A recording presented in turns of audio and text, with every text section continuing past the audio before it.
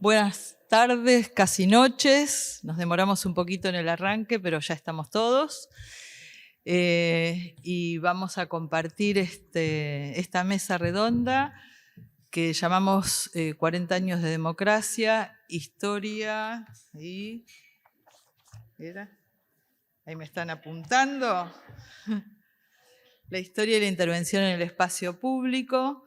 Tenemos para esta conversación la presencia de tres historiadores que son referentes, conocidos en Argentina y entiendo que en otros lados también. Yo los voy a presentar brevemente para compartir con ellos, bueno, su experiencia, digamos, esa combinación entre la vida académica, la docencia y sus intervenciones en la divulgación de la historia o en la militancia, digamos, por la historia, con ese marco que le pusimos, que son estos 40 años de democracia, donde hemos pasado distintos momentos y seguramente, digamos, en sus trayectorias esos distintos momentos tienen significación, y también un poco porque este presente en el que estamos conmemorando los 40 años de democracia están llenos de desafíos, estamos atravesados por problemas, tensiones que nos interpelan como sociedad y sin duda también interpelan a la historia reciente y no tan reciente, ¿no? Es decir, nuestras maneras de pensar en lo que nos pasa en el presente sin duda tienen que ver con nuestro pasado y con nuestras vivencias de estos años. Así que la idea es que ellos compartan con nosotros un poco ese recorrido que han hecho y que en las preguntas y en el intercambio también podamos pensar un poco este presente, ¿no? ¿Qué es lo que nos está pasando? Bueno, yo los voy a presentar. Empiezo por Dora, después el orden de la exposición. Bueno, Dora es de la casa, o sea que ya la conocemos.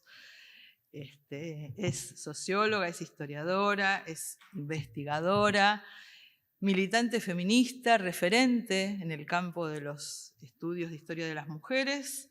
Sabemos que tiene una trayectoria académica frondosa y una producción intelectual muy, muy larga. En este presente, además de ser la directora de nuestra Cátedra de Géneros y Diversidades, por su militancia y su compromiso político, también ejerce funciones como asesora de la Presidencia de la Nación y del Ministerio de Mujeres, Género y Diversidades. Y de paso, ya que estoy, hago un anuncio para todos los presentes, una invitación. El jueves 1 de junio, creo que es la semana que viene, esta institución le va a entregar el doctorado honoris causa, así que están todos invitados a esa ceremonia.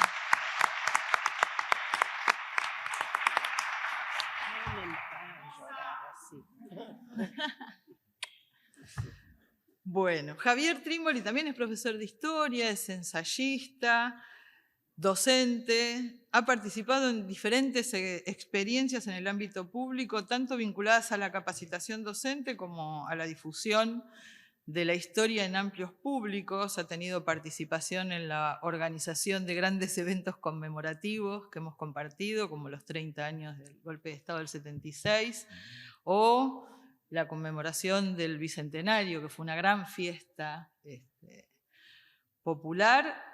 Participó en la experiencia de Canal Encuentro, produciendo contenidos, asesor de películas históricas que hemos visto, Belgrano y San Martín, las dos. Y ahí, bueno, también fue parte de los colegas que trabajaron en la puesta en valor del archivo de los contenidos de los medios públicos, el archivo Prisma, que ha puesto a disposición de todos y todas todo un material riquísimo, digamos, periodístico de los medios públicos argentinos, y actualmente está haciendo un podcast con Julia Rosenberg que se llama Un poco sucio y que forma parte del ciclo de podcast de Sonido Cultura, que es una producción de contenidos sonoros del Ministerio de Cultura de la Nación, que se reproduce en muchas radios universitarias, entre ellas esta, la radio de la UNQ. Y Sergio Wineski también es historiador, docente universitario, periodista, diríamos, por la labor que desempeña. No, soy inocente de ser periodista. Acá dice periodista. También ha trabajado en capacitaciones de la Secretaría de Derechos Humanos, capacitaciones docentes y en capacitaciones docentes del Ministerio de Educación en todo el país. Tiene actualmente una columna radial en Radio Nacional, en el programa Gente de a Pie, y también tiene una columna en el programa Siempre Soy, de la Radio de las Madres, con el programa de Tonietti, ¿no? Y es columnista de historia en programas televisivos como La Liga de la Ciencia, que se emite por la TV pública, y columnista de muchos diarios, donde lo vemos aparecer en letras de molde. Así que bueno, hasta acá las presentaciones y cualquiera de los dos caballeros que quiera comenzar. Voy a romper el hielo. Muy bien. Bueno, primero que nada, muchas gracias por la invitación. Me siento, la verdad, honrado de estar rodeado de esta gente. Quiero felicitar a las autoridades de la universidad porque esta iniciativa me parece fantástica. Yo hace 15 años que trabajo en forma cotidiana en el tema de la divulgación histórica y es la primera vez que veo algo así. Hoy le decía a otro precursor de la divulgación, Gabriel Di Meglio, que para mí es muy insólito. Escuchaba a 3 jóvenes que los 3 tenían como característica común que habían empezado a hacer divulgación después de la pandemia, durante la pandemia, y la verdad que es increíble que todavía no nos hayamos organizado para que, más allá de los arrestos individuales por divulgar, no lo pensemos un poco más, no lo hagamos un poco más sistematizado, etcétera, y pensemos sobre la actividad de divulgar, que no es solamente, y eso es una de las cosas que me gustaría decir, divulgar no es solamente agarrar un contenido académico y ver cómo lo traduzco para que se entienda, para que la gente lo entienda. Me parece que divulgar tiene, en cierta forma, una entidad propia, porque se supone que voy a contar un poco mi experiencia personal, pero el tema de estar en un programa cotidiano en el que se emiten contenidos de la agenda noticiosa de todos los días, hace que uno no pueda elegir cualquier tema. Estamos con la inflación, con el dólar, etcétera. Bueno, les voy a hablar de la guerra de los 30 años. Es como un poco fuera de foco. En cambio, genera una agenda nueva, una agenda propia, porque hay temas que la gente habla todos los días, necesita escuchar todos los días, necesita pensar todos los días, y eso el mundo académico del todo no lo ha abordado. Estoy hablando de, por ejemplo, historia de la inflación, historia de la Corte Suprema de Justicia, historia de cada uno de los temas que sí preocupan. A veces el tema de la divulgación no es solamente tener el buen arte de saber resumir y hacerlo entretenido y ponerle música, un chiste, sino estarle hablando a la sociedad sobre temas que la interpelen. Entonces, ese es un primer tema interesante para pensar. ¿Por qué ciertos temas de historia interesan? ¿Por qué ciertos temas de historia no interesan? Bueno, no tiene que ver solamente con lo bien o mal que se divulga, sino qué es lo que se quiere divulgar y para qué. Historizar cualquier tema, es politizarlo. Es politizarlo porque lo desnaturaliza. Y cuando se desnaturaliza un tema, se lo trae a la esfera de sus tensiones, de sus contradicciones, del campo de batalla en que a veces se convierte un tema. Si yo les pregunto aquí a los presentes por qué hay inflación en la Argentina, seguro que vamos a tener muchas respuestas diferentes. No sé si hay algún libertario por acá, ¿Hay algún libertario por acá? Pero, ¿cómo es posible que no sepamos del todo por qué hay inflación en la Argentina? No digo que contar la historia de la inflación nos va a iluminar dándonos respuestas muy precisas, pero lo va a problematizar de una manera distinta a las respuestas que permanentemente se están dando, que generan consecuencias políticas. Dolarizar. ¿Desde cuándo es importante, fundamental, una obsesión social el dólar en la Argentina? Bueno, ese tipo de temas deberían también ser objeto de estudio, porque no se trata solamente de democratizar, que también es importante, ¿no? Democratizar lo que pasa en el mundo académico, lo que se estudia en el CONICET, lo que los historiadores, historiadoras hacen cotidianamente, sino politizarlo. Y deshistorizar, por lo tanto, por lógica pura, es despolitizar. Entonces, ahí hay un primer punto que me parece sumamente importante en el tema de la divulgación, la agenda. Una de las preguntas que le hice a esos chicos es ¿cómo eligen los temas ustedes que van a divulgar? Obviamente está el omnipresente efeméride, obviamente. Estamos en la semana de la temporada alta para historiadores, que encima tiene una fecha redonda con los 20 años de la asunción como presidente de Néstor Kirchner, más la Revolución de Mayo, el 29 de mayo está el Cordobazo. Son temas tal vez ineludibles. Bien. Todo el día se está cumpliendo algo, un número redondo de algo que es una enorme materia prima para quien hace historia todos los días en un medio de difusión, pero además está la agenda, ¿no? De lo que se está discutiendo en el momento. Si yo, en un momento determinado, en un programa de radio, quiero hablar de un tema que está candente, la negociación con el Fondo Monetario Internacional. Bueno, en los últimos 15 años que llevo en los medios de comunicación, hice la historia del Fondo Monetario Internacional muchas veces. Muchas veces. Me preguntaron cuántas veces más lo voy a hacer y yo pensé, las que sean necesarias. Porque en muy poco tiempo nos dijeron que hay un nuevo Fondo Monetario Internacional y al final era el de siempre, el Fondo Monetario Internacional. Pero ¿por qué no está eso en el centro de atención de los estudios, de las investigaciones, que es lo que me parece a mí, lo que me trajo a mí al interés por la historia? Lo que me hizo a mí ser historiador fue mi interés por la política. Primero me interesé por la política. Después me hice la pregunta, ¿y esto cuándo empezó? Y ese es un túnel que no tiene salida, te convierte en historiador.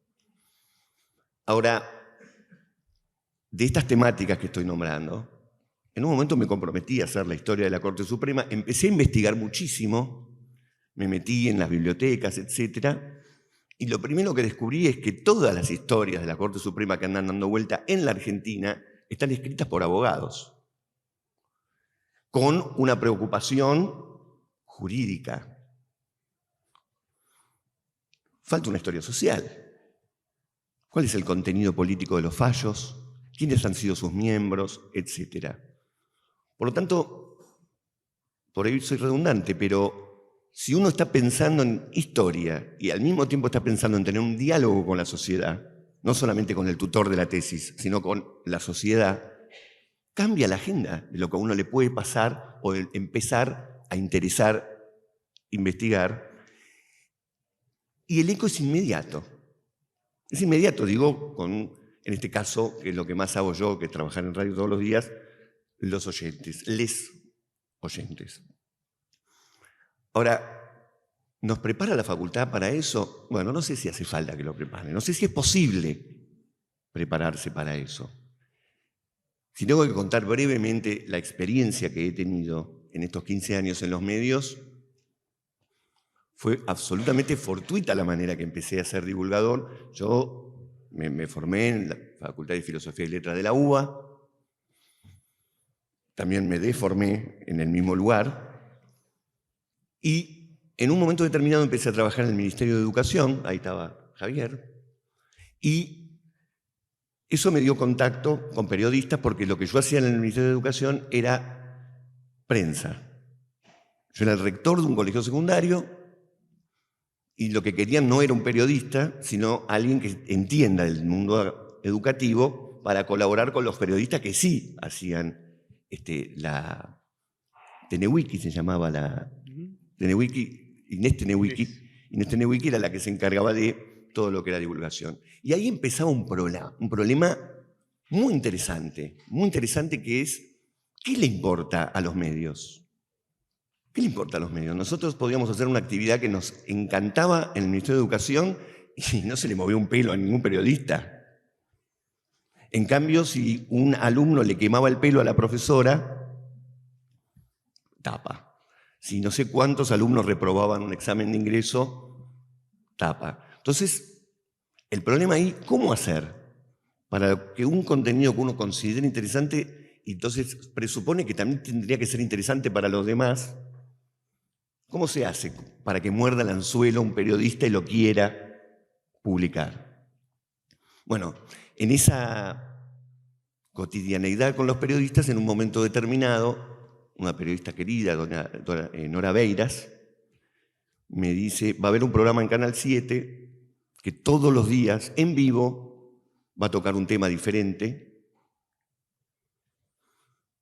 y quieren que lo analicen ese tema desde la política, desde la psicología, desde lo que eran en ese momento las incipientes redes y desde la historia. Yo dije, esa persona soy yo, pero estaban buscando a otro que era Devoto. ¿Cómo se llama el nombre? Fernando Devoto. Yo le dije, mire, me parece que a Fernando Devoto no le va a interesar estar todos los días en un programa en vivo haciendo ese tipo de cosas, pero bueno, finalmente me hicieron un casting, quedé.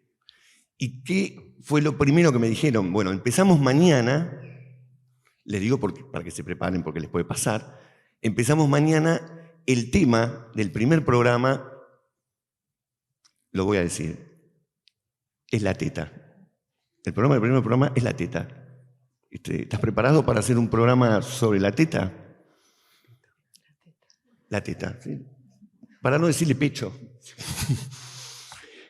Los senos. Dije, por supuesto, hay mucha bibliografía sobre la teta. Y esa noche obviamente no dormí porque arrancaba el otro día. ¿Qué hago? Y entonces había una colección excelente de Georges Duby que se llama Historia de la vida privada, en 10 tomos, que tenían en el final del libro el índice temático, y yo empecé teta. Obviamente no aparecía nada interesante hasta que aparece un cuadro. Un cuadro. Lástima que soy tan poco riguroso y no me acuerdo cuál es el cuadro, pero ese cuadro tenía una imagen en la cual había una mujer amamantando a su hijo y el otro pecho tetaceno estaba expuesto. Y entonces en una sola imagen estaban dos roles femeninos muy fuertes, la maternidad y la sensualidad. Y dije, acá tengo un tema, acá tengo un tema. Todos los días, por Canal 7, había que hacer sobre cualquier tema la historia, y ahí me di cuenta que se puede hacer la historia de cualquier tema. Algunos, todo es historia, decía Félix Luna, algunos eran absolutamente aburridos, por ejemplo, la historia de la bicicleta. Uno puede decir, surgió en tal año, etcétera, pero no tiene tensión. No hay tensión dramática, ¿no? No hubo grandes luchas en el mundo de la bicicleta. Pero otros sí. La mayoría, todo fenómeno social, sí. E incluso, estamos frente a una renovación historiográfica muy interesante. Se está haciendo historia de los olores, historia de los sentimientos, historia del gusto. Por lo tanto, ¿quién hubiese dicho que el olor tiene historia? Y sí. ¿Qué olor nos gusta, qué olor no nos gusta? ¿Cómo se cocina? ¿Qué comidas? Todo tiene la posibilidad de ser historizado porque todo tiene que ver con cuestiones sociales y tensiones. Y entonces, si uno encuentra ese hilo de donde tirar, todo tema lleva a algo mucho más interesante, que es cómo se desenvuelve socialmente todo ser humano, por más que crea que es un emprendedor individual y que todo lo que le va a pasar tiene que ver con su propio empuje individual. Todo está regulado y está en cierta forma tensionado como una especie de gran escena en el que los acontecimientos sociales influyen muchísimo. Bueno, después tampoco voy a contar toda una biografía, pero esto mismo se trasladó a la radio, me empecé a dar cuenta que hay temáticas que aparecían mucho más que antes. La Corte Suprema, hasta hace 20, 30 años, la gente no sabía ni cómo se llamaban los miembros de la Corte Suprema, no era un tema. No quiere decir que la Corte Suprema no tuviera posiciones políticas que no tienen nada que ver con una mujer vendada con una balanza a la mano. Pero eso se fue modificando. Hoy en día es un actor de primer orden. Por lo tanto, divulgar para mí tiene que ver con desnaturalizar, politizar. Hay quien puede decir, no me interesa tanto la política y quiero divulgar otras cosas. Esos temas también pueden ser interesantes, pero a la hora de divulgar no es solamente que conozca mucha gente lo que este libro tan interesante dice, sino meter un problema, generar una pregunta, que la persona que escuche esa historia, que siempre una historia es interesante, ¿no? Sabemos muy bien que puede haber un auditorio enorme y si alguien empieza diciendo, voy a contarles una historia, todo el mundo va a prestar atención. Hay algo hasta primitivo de alguien que va a contar una historia, a tratar de escucharlo. Después, si es un plomo, la atención dura poco, pero se abre, por un momento se abre un portal para escuchar. Y dentro de esa historia, de una manera u otra, hay como metáforas dando vueltas, hay cosas que hacen espejo con quien está escuchando, que se relacionan con otras cuestiones, y en el acontecer, dígame cuánto me está quedando. Todavía 5 minutos. 5 minutos. Y claro, ¿cuánto tiempo hay en una columna radial? 10 minutos como mucho.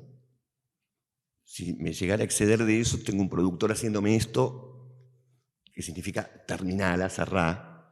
Entonces ahí uno lo que va armando es una especie de vitró, ¿no? Como un rompecabezas en el que va poniendo piezas.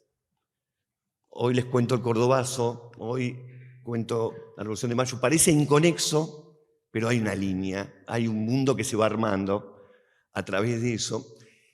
Y la verdad que es difícil pensar, más allá de que es verdad lo que decían los chicos hoy, divulgar también exigiría poder vivir de eso.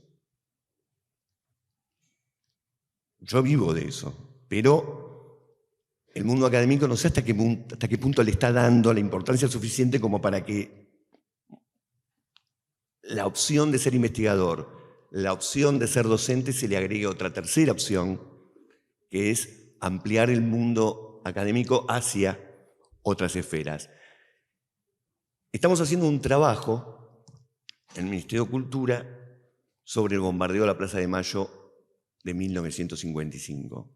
A raíz de eso, hicimos una especie de investigación casera, preguntándole a gente no académica cuántos sabían que hubo un bombardeo en la Plaza de Mayo en 1955, y el resultado fue más que sorprendente, porque cerca del 90-95% no saben que hubo un bombardeo en la Plaza de Mayo en 1955.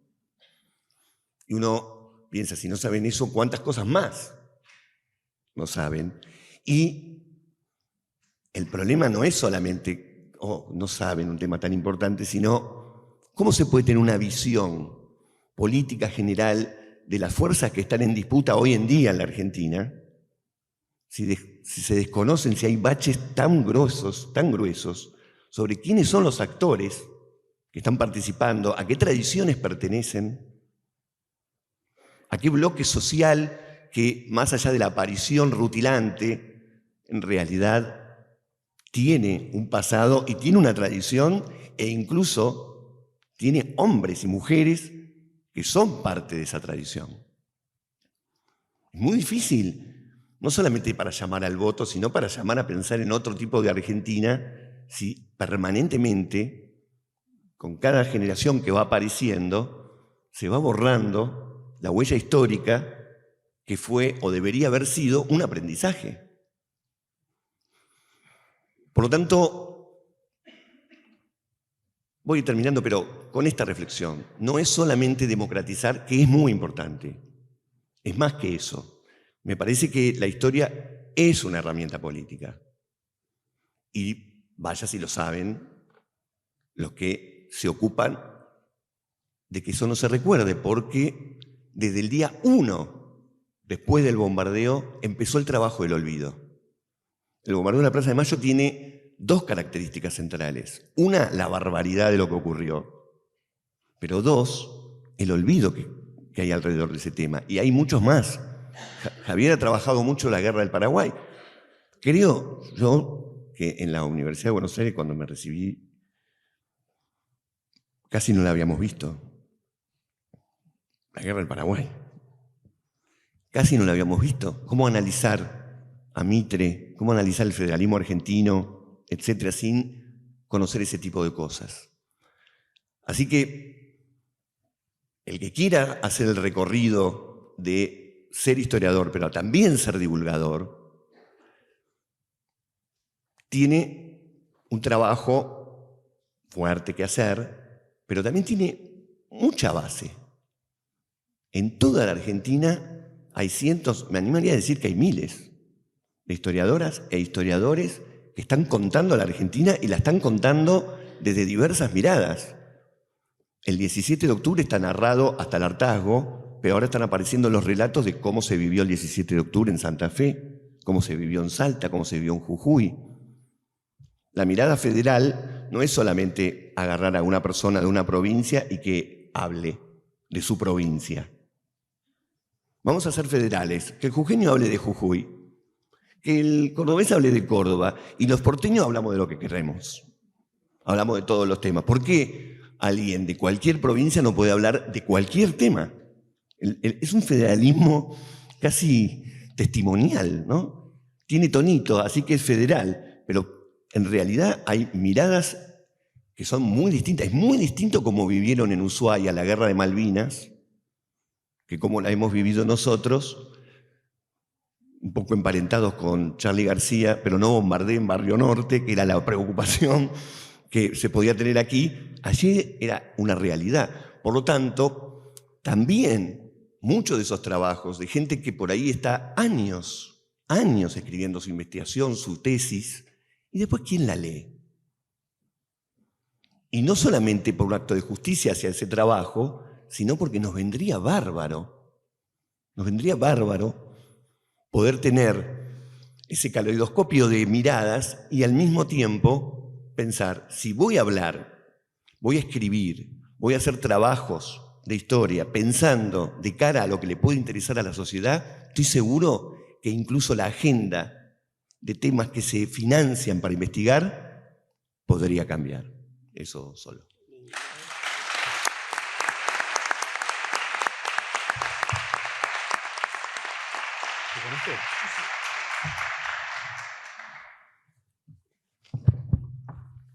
Hola, ¿qué tal? ¿Cómo están? Un gusto muy grande. Retomo las palabras de Sergio, esta invitación. Alejandra, a Gisela, a Nancy, y por supuesto también compartir la mesa, bien, con Dora y con Sergio. Por lo que venía conversando en los pasillos, me da la impresión que es evidente que hace falta probablemente encuentro de estas características. Un tema es este, el de la historia pública y la divulgación, que sin duda hoy convoca un montón, pero al mismo tiempo encontrar la forma, encontrar otras formas, otros temas que puedan reunir bien a cantidad de colegas, estudiantes, interesados por la historia, pero que también le hacen preguntas que están un poco por afuera de las preguntas específicas de un campo en particular, de un tema de investigación en particular. Así que celebro muchísimo esta iniciativa de la Universidad de Quilmes, un gustazo realmente. Sí, voy a comenzar, quizás juegue un poco con cierta historización e intentando interceder o meter un poco mis propias posiciones en esos momentos, pero traía, no lo voy a citar por entero, pero una entrevista que le hicimos a Tulio Alperín Dongui en el año 1993, se publicó en el año 1994, junto con Roy Ora, bien, historiador, por supuesto, muy conocido y muy importante. Valía la entrevista que le hacíamos por cantidad de motivos, siempre una entrevista al Perindón y siempre escucharlo, siempre leerlo, vale la pena.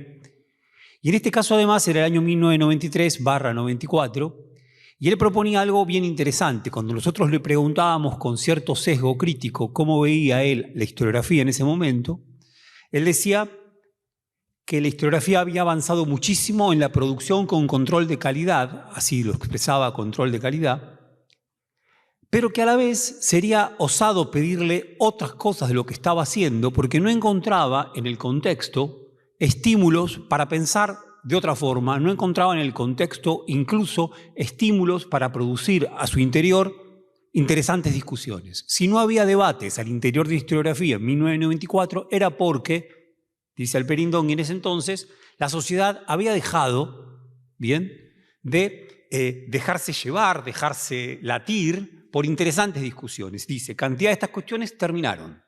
1989 cerró cantidad de conflictos de la historia argentina, no está diciendo que lo cerró de buena manera, sino que simplemente en un punto controló un límite, ¿bien? Por lo tanto, las posiciones que hoy parecen ser de izquierda, en los años 70 eran sencillamente de derecha. Eso ha llevado que el margen de lo que se discute es muy pequeño. Por lo tanto, ese margen tan pequeño, a la hora de influir sobre lo que se discute al interior de la historiografía, es muy poco, bien, es muy escaso. Terminaba con una hipótesis de otro tipo, optimista, rara en Tulio Alperín, dice, estoy seguro de que si llegan a surgir nuevos conflictos, todo el pasado también se erizará de nuevo de conflictos que van a interesar a los historiadores, pero por el momento no es así. ¿No? Diciendo que si alguna vez vuelve el conflicto social, en la historiografía también va a haber conflicto social. Es comenzar in media res esto, ¿no? A mitad de camino. ¿Y por qué me interesaba? Porque me parece que algo de la reflexión que llevábamos con Roy a través de las preguntas tenía un tono de preocupación por la historia de viejo carácter intelectual. Probablemente heredado de los años 80, en donde en algunos lugares esas preguntas estaban, ¿no? Las preguntas ligadas a la historia para qué, ¿no? Las preguntas ligadas a la historia para qué. Recordemos ese viejo libro mexicano que fue tan importante a principios de los 80, en donde estaba esa pregunta. Entonces era aceptar la pregunta, la historia para qué. Por lo tanto, buscar un sentido para la historia.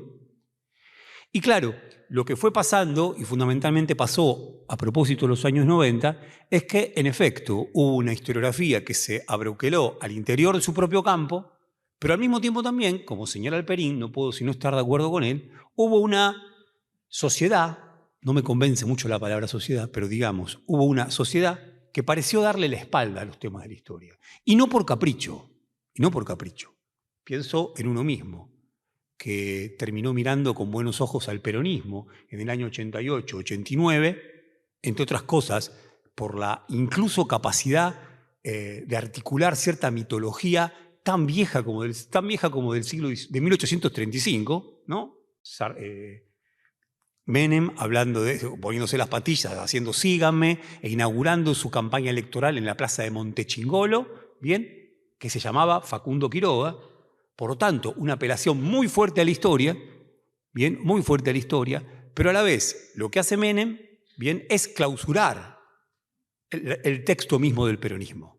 Si Menem, por un lado, parecía decir, vengo yo a continuar una vieja tradición, que es la tradición federal, con el acento que el peronismo le puso a partir del 45, lo que pasa a realizar Menem en la vida política, económica y social argentina, parece decir, esto ya no tiene nada que ver con nada. Diría así, de repente, la impresión de que la historia no siempre ilumina el presente, de que la historia no siempre permite entender mejor el presente, que cada tanto el presente pega vueltas de tuerca, bien, pega aceleraciones que parecen no explicarse por ningún tipo de pasado.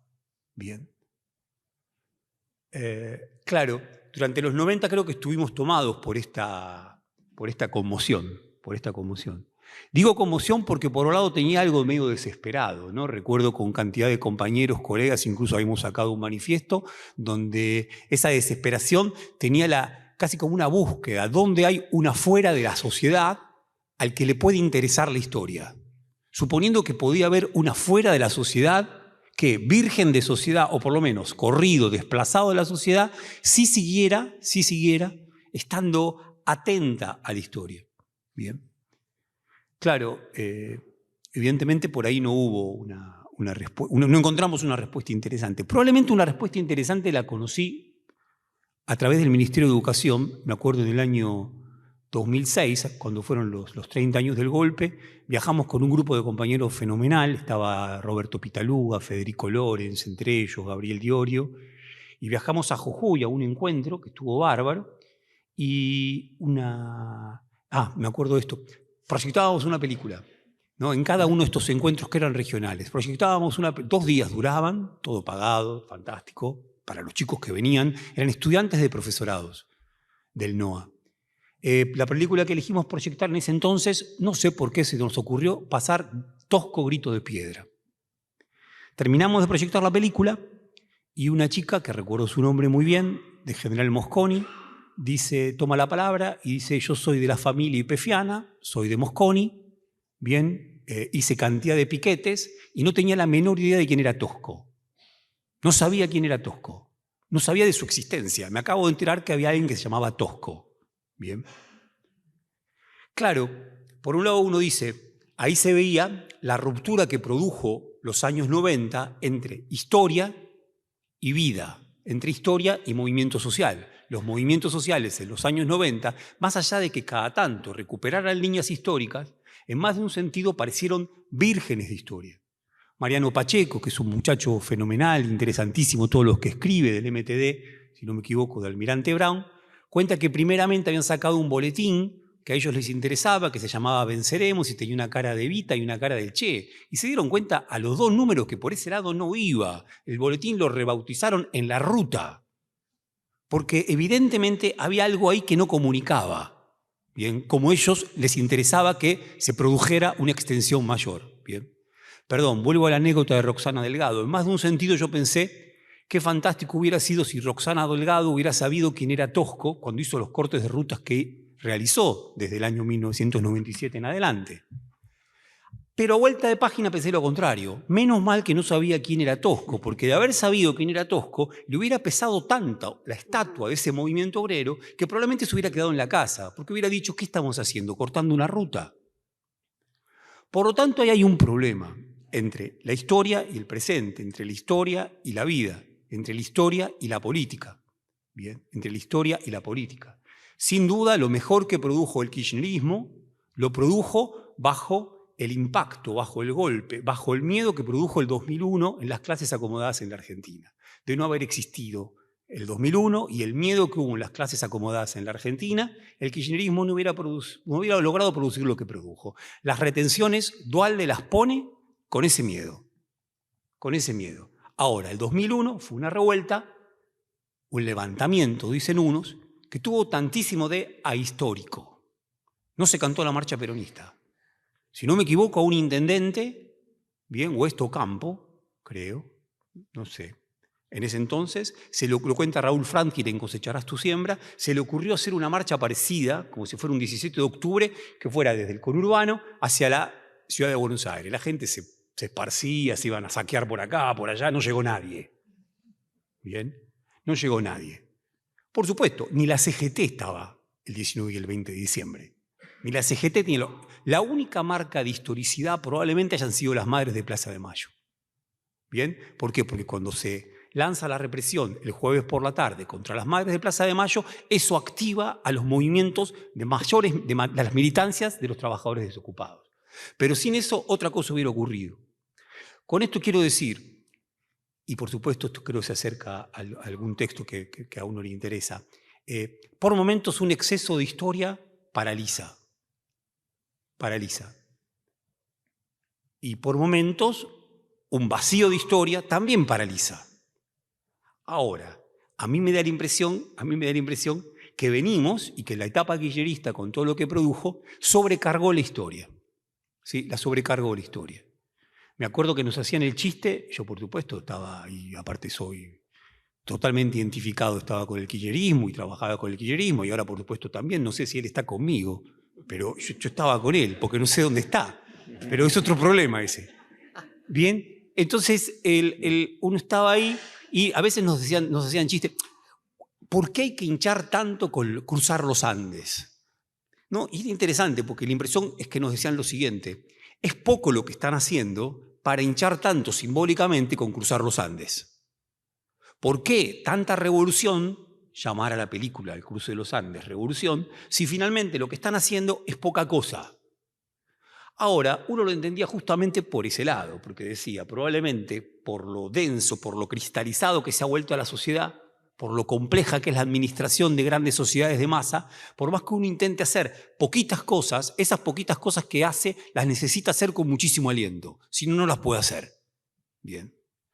Ahora, más allá de esto, me da ganas de discutir, bien, que hubo una sobrecarga de historia. Bien, que hubo una sobrecarga de historia. Sobrecarga de historia que, y también para discutir, hoy no se encuentra en un momento en donde, vuelvo a los 90 y a la respuesta de Tula el Perindongui, me parece que uno puede empezar a sospechar nuevamente si la historia lo explica todo. Bien, si la historia lo explica todo. Para mí es importantísimo el significado de la pandemia. Significado de la pandemia. Notable, significado de la pandemia que además pareció unir a Larreta con Alberto Fernández. Parecía que no había malos en ese momento, o que por lo menos, o que los únicos malos eran los antivacunas. ¿No? Pareció ser una suerte de cruzada de la humanidad entera, posponiendo la política, posponiendo la historia. No importaba qué historia estuviera detrás, lo importante era la pandemia. No solamente se trató de cómo se la trató, no solamente tiene que ver con cómo se la trató, sino también en la dificultad para pensar el significado, por qué se produjo semejante pandemia. Bien. Me da la impresión que la perspectiva de lo que significó la pandemia y de cómo se trató la pandemia habla de un tipo de acontecimiento o de una catástrofe de características tales que parece desafiar la explicación histórica. Bien, la explicación histórica. Quiero decir, sin duda se puede hacer un buen podcast o una buena intervención en un programa de radio hablando de distintas pestes. Ahora, ¿cómo se explica y a la vez cómo se explica que así haya sido tratada? Bien, me parece que nos coloca en otro punto. A la vez también por lo siguiente, que creo que es un efecto de la pandemia. Digo, muchos efectos. Esta es una sociedad que se ha desmovilizado muy fuertemente o que ha creído incluso que sentada en su casa o en los bares activando teléfonos celulares puede alcanzar el grado de movilización que supo tener en otro momento. Pero sabemos, por supuesto, que esas movilizaciones virtuales es bastante poco lo que produce. La impresión es que la desmovilización se produce quizá por decisiones políticas o indecisiones políticas, ¿no?, del gobierno actual, pero también por la pandemia. Por lo tanto, el cuadro que se compone es un cuadro extraño. Cuando hago el podcast junto con Julia Rosenberg, o el otro día que nos invitó Pedro Rosenblatt a Gelatina a hacer algo interesantísimo, que fue una reflexión sobre los 40 años de democracia, mi impresión es que estaba yo sentado, o que estoy sentado, hablando con un montón de gente que está sentada, para otra gente que está sentada, y que a la vez somos pocos. Cada vez somos pocos. ¿Por qué? Porque sabemos que hay algo en esta circulación de las redes en donde lo que se dice se reproduce en círculos que se van cerrando. Que somos pocos, nos convencemos. Sergio hacía el chiste, ¿dónde hay un libertario? A mí me encanta dar clase todavía en la escuela secundaria, porque si yo en la escuela secundaria pregunto ¿a dónde hay un libertario? Y por lo menos hay 10 de un curso de 20. Y me encanta que sea así, porque me obliga a hablar con otros, y me obliga a decir otras cosas, y no trabajar con las mismas complicidades o con los mismos gestitos de ideas inteligentes que han dejado de ser inteligentes y han dejado de ser ideas. Bien. Bueno, me parece que ahí hay un desafío, ¿no? Yo diría así, cómo pensar esta cuestión de la historia pública y la divulgación, pero también cómo pensar esos canales. Bien, esos canales. Cuando intento hacer este ejercicio, me reconcilio con el aula. Porque el aula, por supuesto, habla solamente con 25 pibes, con 30 pibes, pero no son de tu palo, son de otro palo. Por lo tanto, hay ahí sí una intervención que puede hacer el pensamiento histórico a través del cuerpo y la voz de uno, ¿bien?, que quizá pueda modificar algo de lo que se está pensando. En relación con la divulgación y con la historia pública, yo tengo mis serias dudas. Y la tengo, por supuesto, activando mucho esto. No vivo de esto, pero parte de mi sala, esto también es un trabajo, bien, fundamentalmente lo es, ¿no? Y uno, ¿no?, es parte de ese trabajo, cosa que también le interesa mucho, pero que tiene sus límites, voy diciendo un par de cositas más y no mucho más.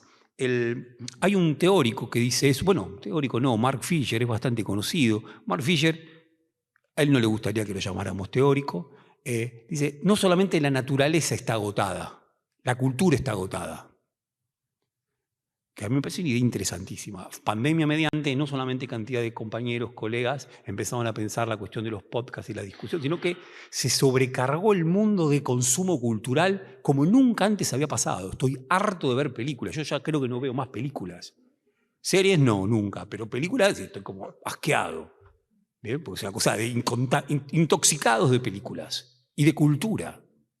¿No? ¿Cuánta más cultura? Aparte es interesante, una cultura desprendida de la vida, todos quietos, encerrados, consumiendo muchas películas. Bien, bueno, yo creo que ahí hay un enorme problema. Bien, creo que hay un enorme problema.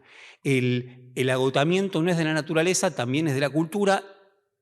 A Mark Fisher no le interesaba mucho la historia, pero también podríamos decir, la historia también está agotada. ¿Está sobreexplotado el campo de la historia? No sé, no tengo una respuesta clara al respecto. Sí, tengo una impresión que si alguna vez pasa otra vez algo bueno en la Argentina es porque algo va a barrer mucho, y entre otras cosas va a barrer muchos discursos, muchas palabras, ¿no?, que parecen, a veces incluso las mías, cómodas en lo que dicen, en lo que piensan. Lo último, tuve una serie de confusiones con este encuentro fantásticas, se lo contaba Gisela. La primera fue que creí que esto era el 23 de marzo, me avisaron con muchísimo tiempo, y la mañana del 23 de marzo estuvo a punto de venir. Esa fue la primera confusión. La segunda confusión... Eso por renegar de la historia. Qué tremendo. Claro, pero es otra semana álgida para los historiadores, ¿no? Esa, plena semana. No, la confusión no era menor. Y después tuve otra confusión que leí el título en un primer momento, después lo pesqué de otra forma, y pensé que nos estaban invitando a que reflexionáramos sobre qué es esto de, desde la divulgación histórica, hablar de los 40 años de la democracia. O sea, no la divulgación durante estos 40 años, bien, que además, digo, sabemos que la palabra misma divulgación es una que empezó a circular hasta hace relativamente poco, bien, lo mismo que historia pública, sino pensar la cuestión de los 40 años de la democracia. Y ahí entonces, por supuesto, pensé en la enorme dificultad para hacer ese ejercicio. Por supuesto, también tenía que ver con conversaciones que veníamos manteniendo con Sergio. La enorme dificultad. Este era un año propicio para que hubiera un libro sobre los 40 años de la democracia. Y no hay tal libro. No hay. Porque tiene algo de inenarrable esto. Tiene algo de inenarrable incluso porque no se lo puede narrar ni de manera ascendente, ni tampoco solamente de manera descendente. No, es como una narración que tendría que ser muy cortada, muy abrupta, como muy anfractuosa, bien, difícil, ¿no? Como rota, sí, muy rota. Y a la vez también me parece, porque tenemos ciertos límites, ¿no? Nuestra ética de la convicción ante la responsabilidad y la responsabilidad por la democracia hace que uno tenga determinados límites a la hora de ejercer la crítica que a esta hora sin duda merece la democracia. Quiero decir, y nos preguntábamos en el comienzo del programa con Pedro Rosenblatt y Julia Rosenberg, tenemos que brindar, este 10 de diciembre vamos a brindar. Yo estoy seguro que no. Seguro que no voy a brindar. Aparte, por supuesto, mucho de lo que va a ocurrir ese 10 de diciembre no solamente va a depender por los 40 años, sino por el presidente nuevo que asuma. ¿Bien? Dice, ¿tendremos que brindar con qué? ¿Por qué? ¿No? Y por supuesto, hay que pensar qué es esto la democracia. El otro día escuchaba al genial, demente Alejandro Kaufman, también de la casa, y Alejandro Kaufman hablaba así, de una manera notable, no hablaba de la democracia, pero hablaba de los semáforos. Y cómo los semáforos, que nos parecen cosas tan extrañas, sin embargo son los que organizan la vida urbana. Sin semáforos no podría haber vida urbana. Es un dispositivo creado para que no nos choquemos y matemos todo el tiempo. En un punto me hizo pensar, ¿en qué medida la democracia no se ha convertido simplemente en un dispositivo para administrar una población de estas características, ¿no? Una población tan crecida como la nuestra, y al mismo tiempo poder someter a esa población a un conjunto de transformaciones sociales, culturales, bien, económicas, que la hacen cada vez más esclava, bien, de yo diría, viejas esclavitudes y nuevas esclavitudes, todas combinadas. Bien.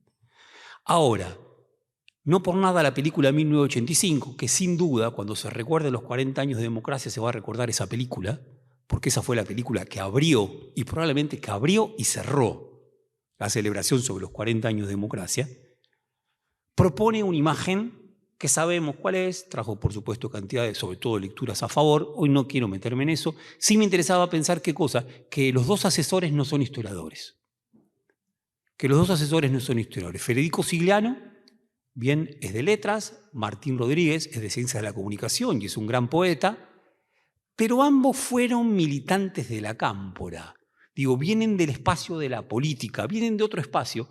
Quiero decir, cuando a Santiago Mitre y cuando a Amazon se le ocurre hacer esa película, ¿bien? Se le ocurre hacer esa película y, claro, probablemente sospechó que en el gremio de los historiadores le íbamos a llevar o mucha academia o mucha política. En el caso nuestro, sin duda, íbamos a cinchar por una mirada mucho más política. ¿Bien? Entonces, ni la mucha mirada política ni la mucha mirada académica podía venir bien para lo que buscaba lograr. Y para ahora sí terminar, me parece que sin duda esa película es una muestra de fenomenal divulgación de masas. Ahora, a uno le genera todos los problemas. Todos los problemas. El primero que voy a decir es Amazon. Y de vuelta, pensar esos canales de divulgación, ¿no? Pensar esos canales. No por nada, no, claro, uno ha estado ligado con determinados momentos del Estado argentino, ¿no? Determinados momentos del Estado argentino, solamente determinados momentos del Estado argentino.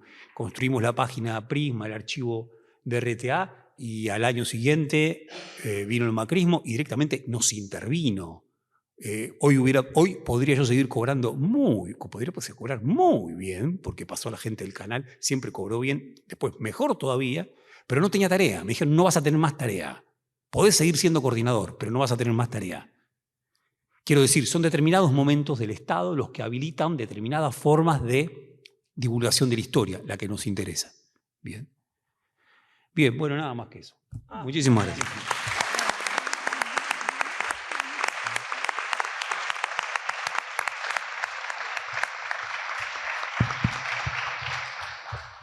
Arrancamos. Bueno, opa, las feministas estamos haciendo escándalo, ¿no? Bueno, muchísimas gracias Alejandra, Gisela, a esta casa tan querida, por este ambiente, además por esta extraordinaria sala que nos está conteniendo, y gracias Nancy por habernos juntado acá con estos dos muchachos tan inteligentes. Y yo voy a comenzar diciendo algo que tal vez tenga algunos entredichos, sobre todo con Javier, entredichos. La verdad es que la ciencia histórica, que como ustedes saben nació en el siglo XIX, ya en las primeras décadas, ciencia masculina, ciencia devota por la épica masculina, ciencia que segregó más a las mujeres que otras ciencias probablemente. Con el conjunto de las ciencias que van apareciendo así a borbotones ese siglo XIX, es un espectáculo continuado en modos de controlar la naturaleza y por lo tanto en un clímax increchendo de la ciencia. No había paper, había divulgación. Lo primero que hacía un científico era divulgar, sentar a la gente acá y dar el espectáculo de la conferencia. Es maravilloso, ¿no? porque tenemos que hacer una historia también de los papers, de cuándo comienza a haber una naturalización de la ejemplaridad de un género, y que todavía nos la debemos. Quiere decir que la ciencia sin divulgación no era ciencia. Se decían las cosas más esotéricas en la ciencia. Y voy a decir, sobre todo, discutiendo durante los años 17, 18, 19, en la que era, ustedes ya saben, era directora del CONICET, momento durísimo, en la que me pasaba discutiendo la epistemología de la barbarie. Está claro lo que quiero decir, ¿no? Eso fue lo más duro. Alguna vez, como estoy muy vieja, tengo que hacer memoria. A las viejas y a los viejos se los obliga a hacer memoria. Y esa epistemología contrariante con la que todos los días me encontraba era una especie de el espectáculo continuado necesario aplicativo que tenía que tener la ciencia. También de una manera bárbara. Y a mí me vino muy bien volver a los episodios históricos de la ciencia, que son muchos, con diversa epistemología, además con diverso criterio, ¿no? Hay dos criterios grandes, el criterio internista de la ciencia, el criterio externista de la ciencia. El criterio internista es el criterio, sobre todo francés, Canguilhem, por ejemplo, ¿no?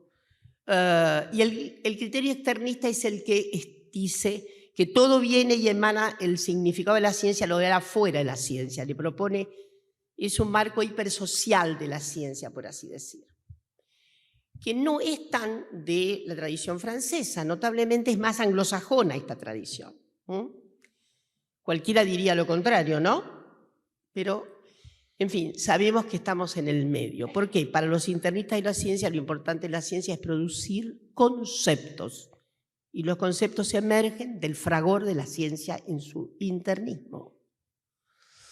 Por supuesto, no ignoran, Bachelard no ignoraba el significado contextual, pero el producido de la ciencia finalmente era un producto interno. Por eso la ciencia era el principal obstáculo para la ciencia. Está entre los elementos. Me fui un poco lejos, pero ya vengo. Lo que quiero decirles es que cuando discutía estas cosas, y como ni aún en el siglo XIX, época en que los públicos reclamaban un cierto pragmatismo a la ciencia, ¿para qué se hacía ciencia? A ver cuál era el espectáculo de la realización empírica que tenía la ciencia. Y hay un famoso científico que tiene muchísimo que ver, precursor de los análisis, obviamente, con la termodinámica y demás, expuso sus famosas 4 hipótesis, 4 teoremas sobre la ciencia, y resulta que eran absolutamente teoréticos. Y un señor del público, esto ocurrió creo que en 1870, por ahí, 1869, 1870, un señor del público le dijo: discúlpeme, profesor, pero ¿para qué sirve todo esto? Y nuestro gran científico dijo: ¿qué sé yo para qué sirve? Pero esos son los 4 teoremas de la ciencia. Saben que yo replicaba de este modo. Todo esto tiene que ver con, obviamente, un desprestigio que tenían las ciencias sociales en ese momento, y con un desprestigio que obviamente dentro de las ciencias sociales puede tener la historia. Cosa notable, porque en el siglo XIX, y eso lo dice Peter Gray entre otros autores, la verdad que para las clases que tenían alguna significación de respetabilidad, no todo el mundo era burgués, pero muchos querían serlo, la burguesía era una extraña, rara parte de la sociedad, diminuta pero muy eficaz. Era muy eficaz. Yo no hubiera dicho, jamás podía haber sido denominada burguesa en la Inglaterra de 1860. Imposible. Entonces es cierto que los franceses amenizaron mucho más y nos convocaron a un acto más democrático de la burguesía con la petit bourgeois. Pero lo que les quiero decir en todo caso es que la circunstancia dominante era extinguir el significado que podía tener la propia historia. Pero sin embargo, la historia, tal como decía Peter Gay, era de alta respetabilidad en el siglo XIX. A ver si nos entendemos.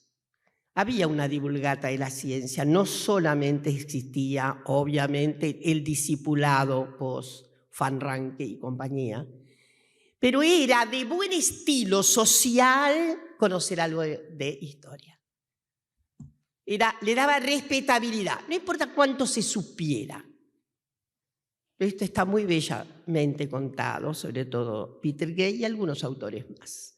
El halo de respetabilidad que tenía decir algo interesante desde el punto de vista histórico. Y a mí me parece que eso también es una condición de posibilidad que se dio en las vanguardias proletarias, ni les digo lo que era la conferencia pública de marxistas, socialistas, anarquistas, etcétera, etcétera, que transmitían sobre todo muchos contenidos históricos, había de todo. Pero la historia era un elemento, por supuesto, porque además tiene una articulación desde el punto de vista del materialismo histérico, ni les digo, no se concibe no conocer la historia, no se concibe. Es un principio íncito. Al anarquismo le gustaba menos, pero también lo hacía. De modo que lo más enorme que conocía la sociedad de inicios del siglo XX, con aquel aluvión extraordinario de obreras y de obreros que llegaban ávidos, eran asistir a las conferencias en las que se propalaba ciencia y sobre todo historia. Quiere decir que la divulgación tenía un sentido propedéutico, popular, en fin, notable. Desde luego, la historia se tornó cada vez más académica, ¿qué le vamos a hacer? Pero a mí me parece que hay un cierto juego con relación a la historia. En ese punto tengo una especie de optimismo que no ceja en ninguna de las dimensiones, creo, de mi existencia. ¿Saben qué? Me ha pasado recientemente con la divulgata que a menudo tengo que hacer, sobre todo con los cuentos de la historia del feminismo. Me he dado cuenta de que lo que más rinde para ser feministas es contar la historia del patriarcado. Y es reveladora, pero muy reveladora. Reveladora, les quiero decir, acá alguna vez también me tocó, creo que ustedes saben, ¿no?, que comenzamos con la ley Micaela un poco antes que la ilustración que tuve que dar al propio presidente de la República.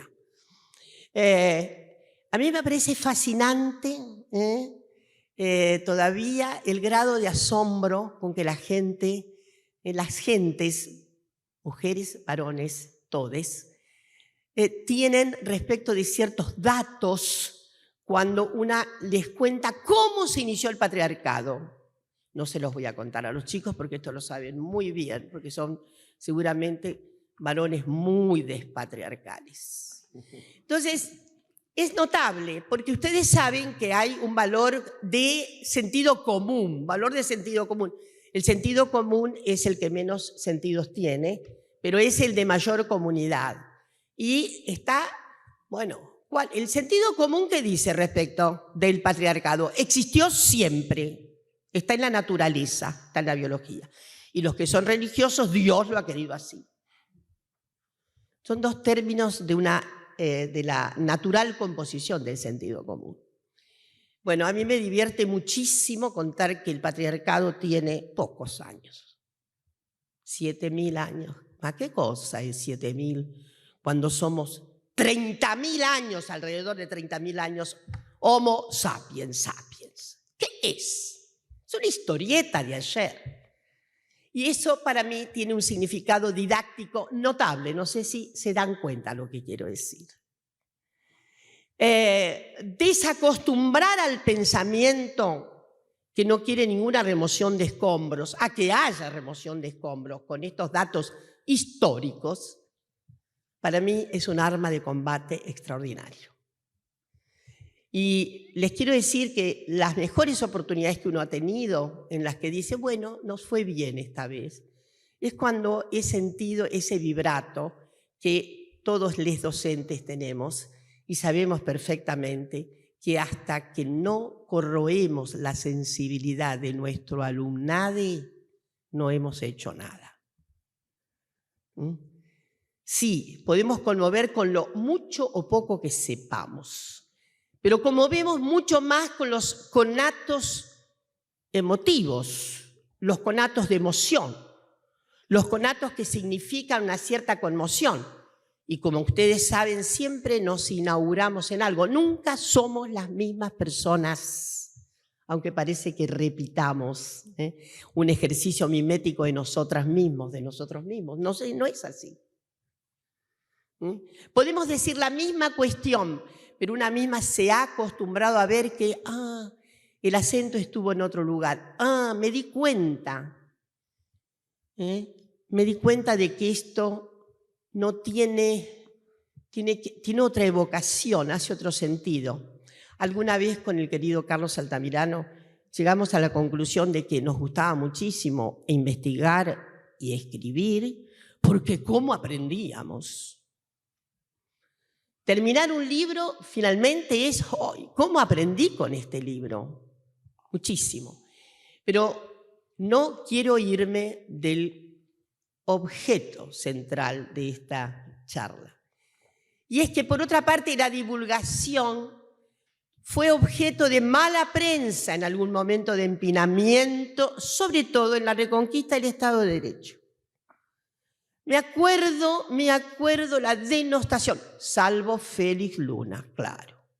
Félix Luna estaba apartado de cualquier ultraje, porque además fue un gran intérprete, no fue un gran divulgador, obviamente, solo fue un gran intérprete. Pero era el único que había, como hay un renacimiento de la historia académica después de la dictadura, claro que sí. Obviamente, lo canónico fue lo canónico y lo no canónico, arreglate.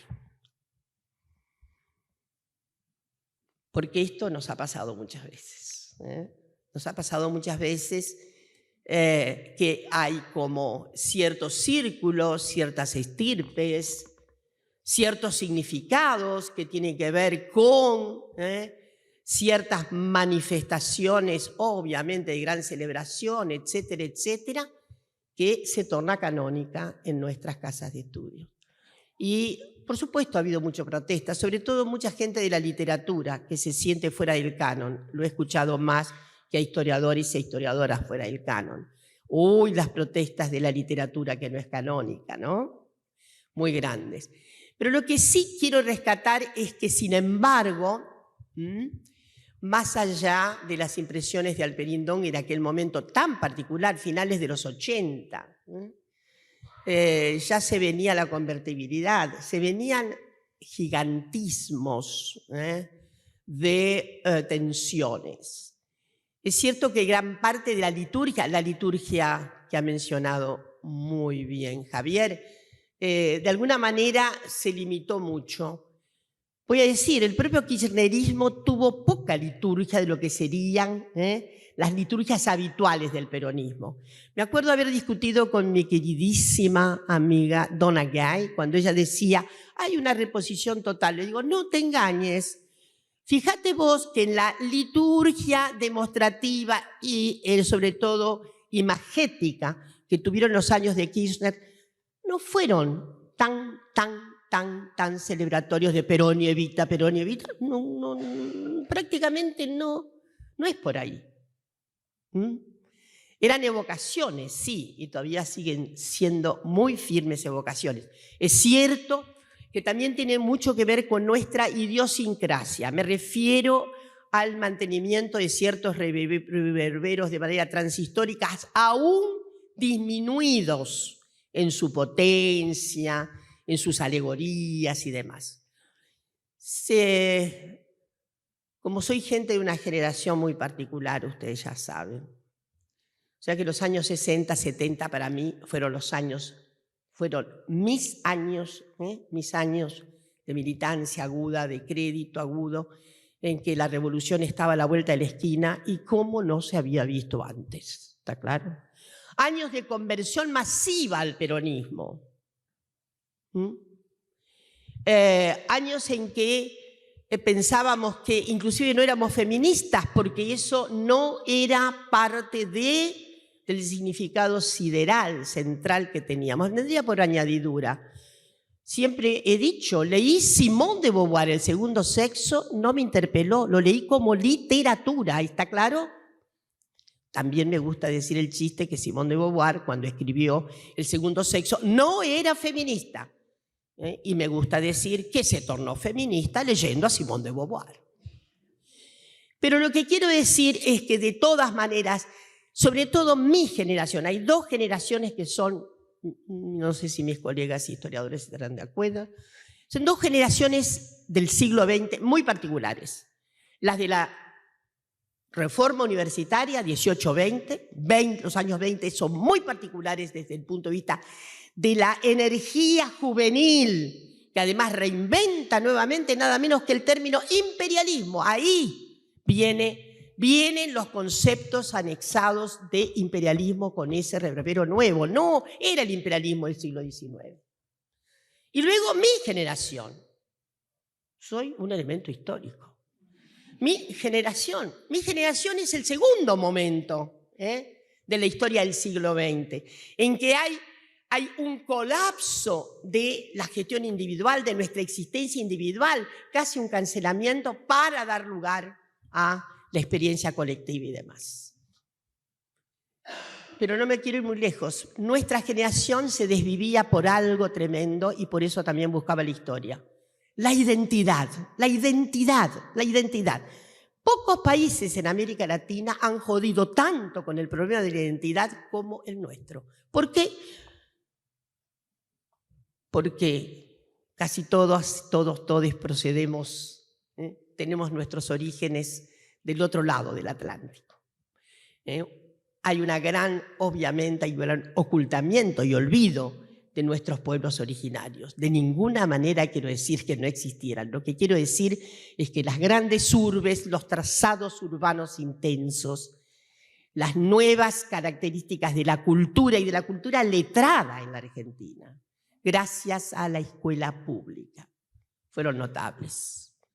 Y eso también tiene un trazo de cierta simpatía por la cuestión histórica, inclusive como un cierto relumbre en la respetabilidad. Si sabe un poco de historia, se es más respetado.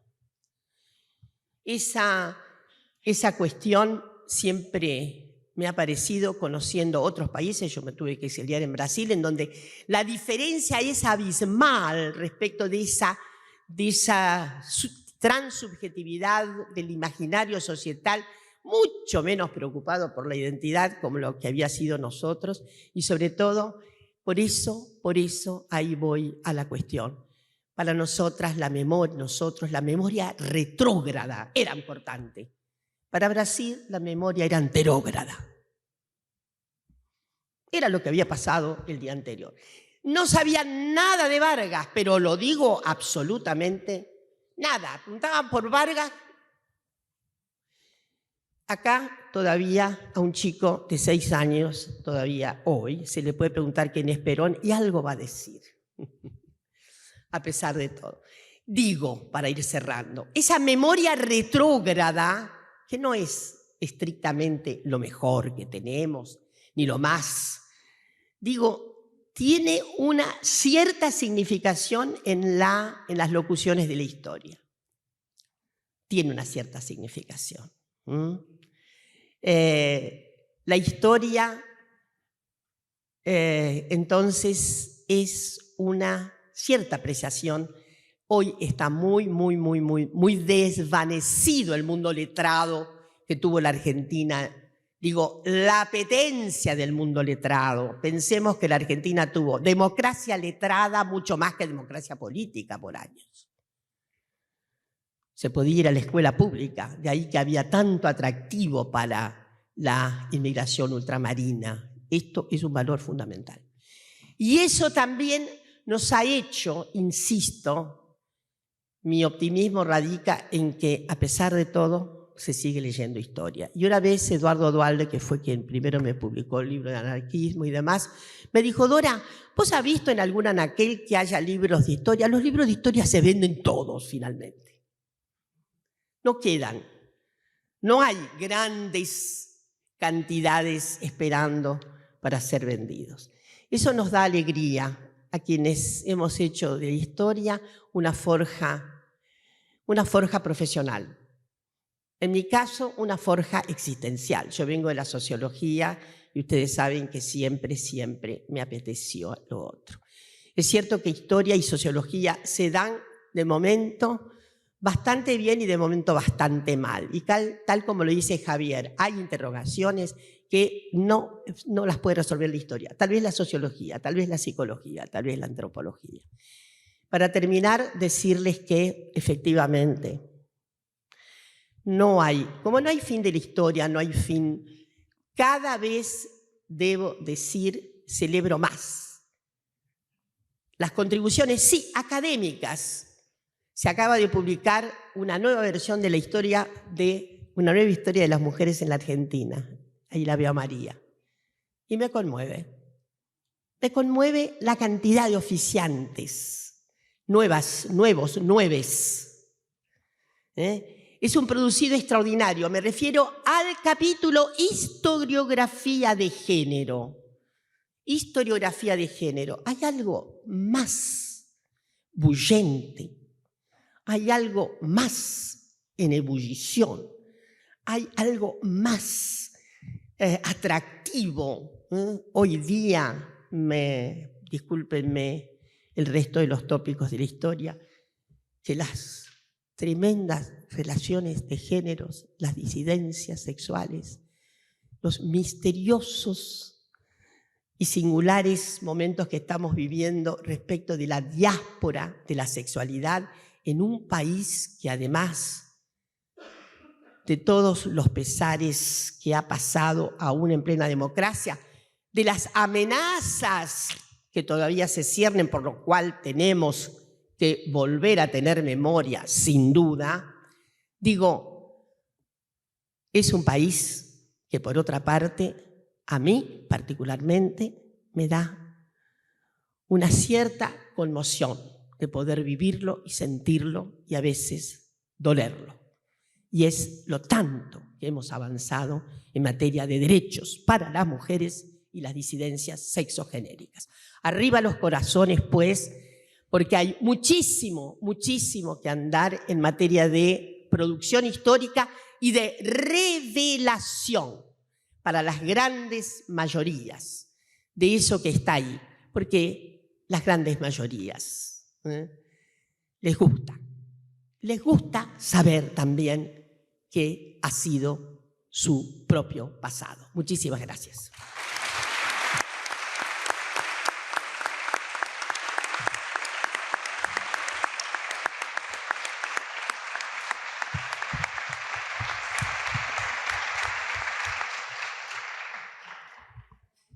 Bueno, muchas gracias. Hemos escuchado muchas cosas y este es el momento de abrir a las preguntas. Así que, nada, escuchamos, recogemos preguntas.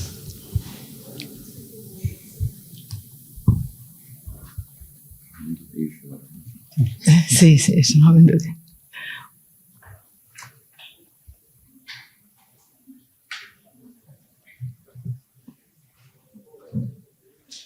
Nos hemos quedado apabullados. Están pensando.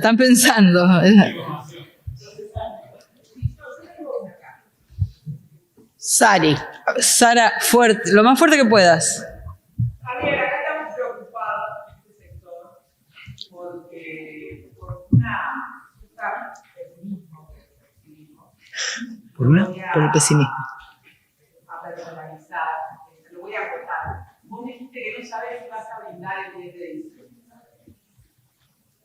Y mi pregunta puntual es, Y eso tiene que ver con que el posible resultado tenga que ver con un fenómeno fuertemente antidemocrático, o porque tenés una lectura de los 40 años que te hace ver el vaso medio vacío.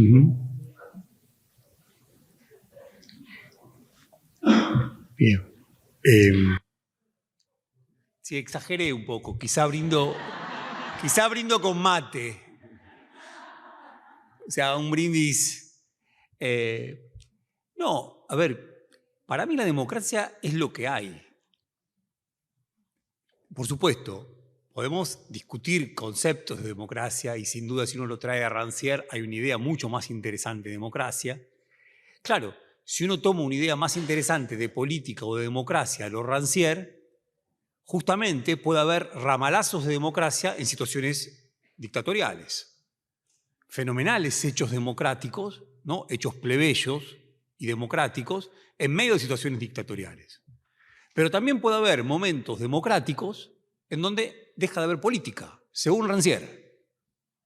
¿No? Si la política es ese momento en el que la cuenta se cambia, ¿no? En el que se amplía la cuenta, algo que no contaba pasa a contar, o jugando con la imagen de la visibilidad y la invisibilidad, finalmente hay momentos de democracia formal que invisibilizan como momentos dictatoriales. ¿No? Que se transforman en números, nuestros 40% de pobres, lo que sabemos, pero al mismo tiempo todo en una quietud desmovilizada importantísima. Por lo tanto, para mí está bueno que uno, digamos, discuta. A Julia Rosenberg le interesa mucho esta cuestión, ¿no? A principios de los 80 nadie se atrevía a hablar de democracia sin adjetivarla. Lo que se buscaba era una democracia amplia, una democracia participativa. ¿Bien? De repente, la idea de democracia pura, solita, aún una democracia que pudo producir la deuda externa que se produjo, ¿bien? Durante el mandato de Cambiemos, que se produjo en democracia una deuda externa similar a la que produjo la dictadura. Por lo tanto, uno dice, pasó a ser un tema de discutir la democracia. Yo ya a esta altura me parece, ¿no?, que la democracia institucional, la democracia formal, bien, pasó a ser un tema a discutir. Desde ya, los momentos en donde la democracia abrió las puertas para que sectores postergados se incorporaran a la vida social, o el momento que la democracia, de la mano de esto, abrió las puertas para que nuevos derechos se consagren, y bueno, son momentos interesantísimos.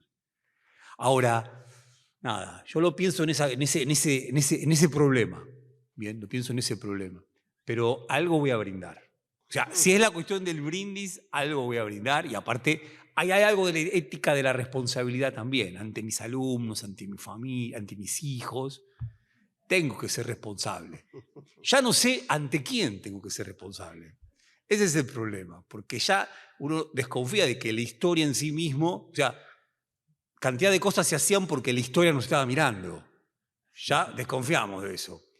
Ante la democracia, a mí en otro momento me hubiera gustado ser responsable ante la revolución.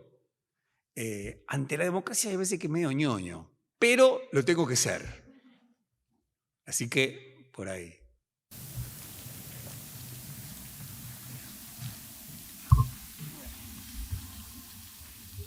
¿Tenemos alguna?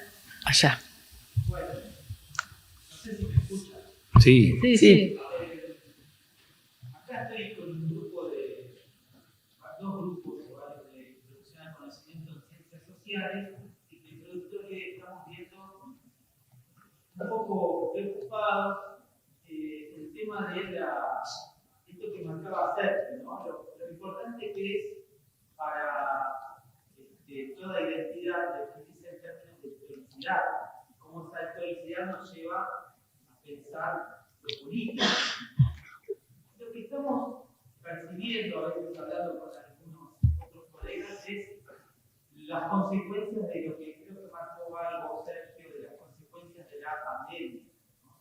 Cómo nos ha sacado un poco este ejercicio de la palabra, de la pregunta, y bueno, está un poco enrollado con esto de los 40 años de la democracia, ¿no? Es decir, ¿qué pueden decirnos de diferentes enfoques?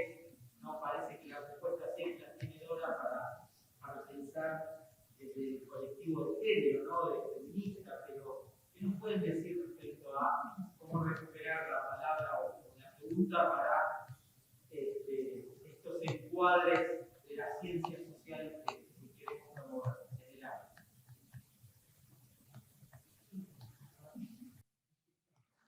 Dora Barrano. No. En fin, entiendo la cuestión, pero por ahí no sé si comparto del todo. Hay que dejar hablar, hay que permitirse que se hable. Es cierto, hubo una enorme distorsión en nuestras vidas que fue el confinamiento, ¿no? Pero es impresionante también el vértigo de no memorizar eso. Hay circunstancias tremendas, dramáticas, muertes en el medio. Pero también me he dado cuenta cómo es el vértigo de ir para adelante. Y al contrario, yo lo que estoy viendo es que la gente quiere recuperar la palabra. La recupera tanto que a veces dice cosas que, francamente, pero son muy estimulantes de todas maneras para en fin, para discutir, para debatir, para señalar otros caminos, para persuadir, ¿no? Eso que también contaba Javier, que cuando pregunta cuántos libertarios hay, ustedes saben que hay. Yo no sé cómo la comunidad libertaria argentina no se ha insurgido respecto de nada menos que el desquicio semiológico de llamar libertario a quien es la contradicción, el oxímoron en todo caso, ¿no? Es impresionante. Tanto que nos la ha quitado, libertarios. Entonces, no sé, yo creo que al contrario, yo tengo una pequeña experiencia que quiero contarles.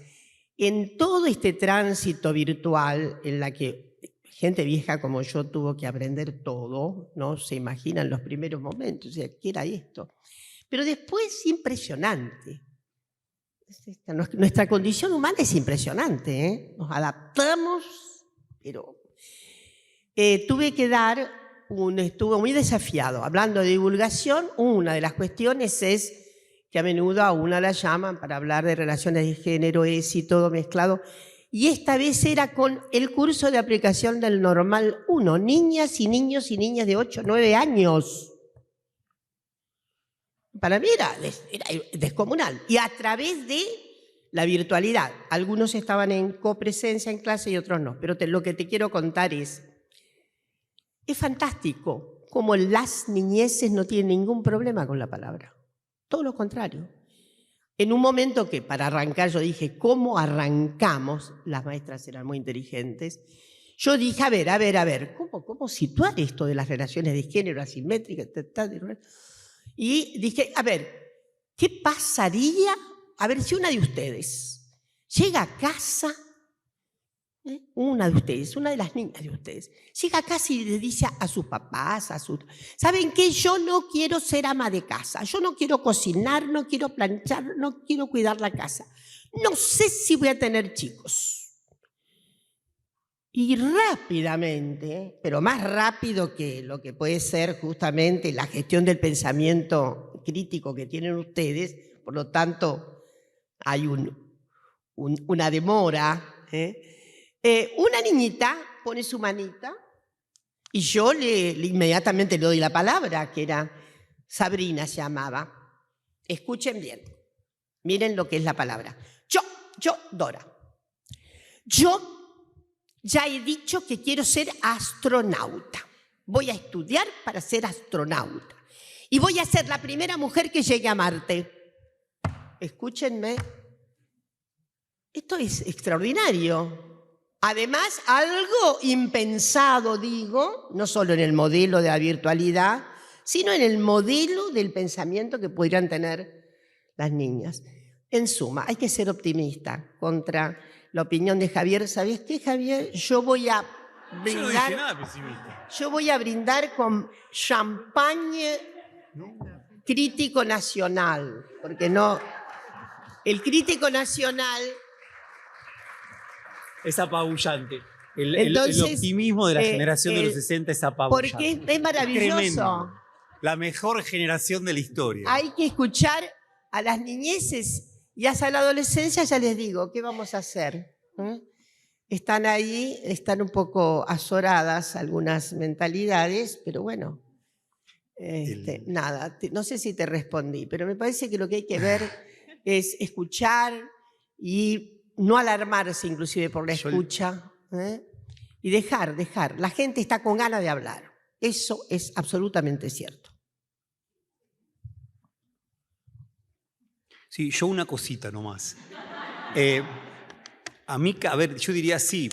Leía el otro día a Bifo, Franco Berardi Bifo, una de mis lecturas favoritas, pero recontra interesante lo que él decía. Él decía, los nuevos fascismos crecen, y crecen de masas, crecen, no solamente entre las clases acomodadas, por los fracasos de las promesas democráticas. Son los fracasos de las promesas democráticas los que hacen que crezcan los nuevos fascismos. Muy interesante. Y en el medio, ¿qué sucedió? Nosotros, mi maldita generación, bastante patética, ochentosa, fea, que va a pasar a la historia olvidada. En el caso de Sergio, no. No me hago cargo de eso. Bueno, una generación así, por supuesto, lo digo irónicamente, pasamos a ser defensores de un sistema muy injusto, absolutamente injusto.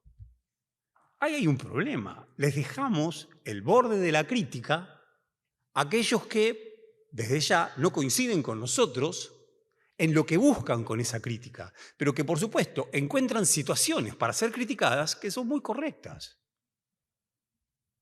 Bueno, ahí yo creo que hay un problema. Vuelvo a algo de la teoría, acá estaba, bueno, pienso así, me acuerdo que Foucault decía esto de pensar es hacer tajos. Pensar, a mi entender, lo más interesante de pensar no es construir continuidades, no es construir identidades, es hacer tajos. Animarse a hacer tajos. Sobre todo cuando hay un sistema que promueve los lugares ya establecidos, ¿bien? Con continuidades, con seguridades. Me acuerdo que en los años 90 Ignacio Leukovich discutía con esa idea de pensar es hacer tajos y él decía pensar es componer. Claro, en los años 90, donde el Estado parecía que se había esfumado, ausente, donde el lazo social estaba roto por todos lados, hay que componer. Yo creo que ahí hay una buena discusión, quizás no tendríamos que resolverla, entre la idea de que pensar es hacer tajos o pensar es componer. A mí la historia me interesa hoy particularmente para hacer tajos. Bien, para hacer tajos. Entre otras cosas, para ser críticos. Para ser críticos, por ejemplo, respecto a la democracia. Bien, quizá raro, porque anteriormente se podía ser crítico, decía Lu, 50 años del 73. Se era crítico con la democracia porque la perspectiva era la revolución. El problema es que ahora no tenemos esa perspectiva, pero que no tengamos esa perspectiva no quiere decir que no tengamos que ser críticos. Habrá que encontrar de qué perspectiva agarrarse. Para mí esto es puro optimismo. Es puro optimismo del pensamiento y de la acción, claro, porque digo, de ese lado, el otro lado es, yo creo que hay algo mortecino, de seguir defendiendo este sistema, eso es mortecino. ¿Bien? Y es riesgoso, porque nos coloca en un lugar de ciertos privilegios raros, privilegios académicos, pero ¿de qué privilegio estamos hablando? Casi yo diría, en una sociedad como esta, tener privilegios es casi un cachetazo, es insultante. Prefiero no tenerlos. Bien. Pero bueno, es una posición política vital, optimista creo también. No tenía ganas de discutir con Javier, pero no estaba preparado, no estaba guionado. No me queda más remedio porque yo no veo la democracia como un semáforo, como un ordenamiento. Esas son las instituciones, eso yo lo ubico en el conjunto del concepto republicanismo. Democracia a mí me huele, me suena, me voy para el lado del conflicto. Me voy por el lado de lo que no termina de cerrar. Lo que, al contrario, queda abierto. Por momentos uno recorre la historia argentina y parece que nunca termina de cerrar. Eso que decía Dora sobre Brasil. Aquí en la Argentina nosotros tenemos el vicio de que conocemos a una persona, le preguntamos ¿cómo te llamas? Te dice el apellido y decís, ¿de dónde es el apellido?